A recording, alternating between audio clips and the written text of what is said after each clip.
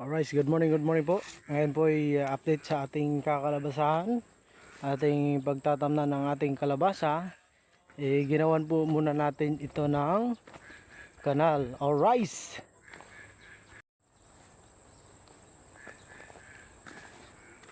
Yan po ay dinaanan pa lang po ng ating araro.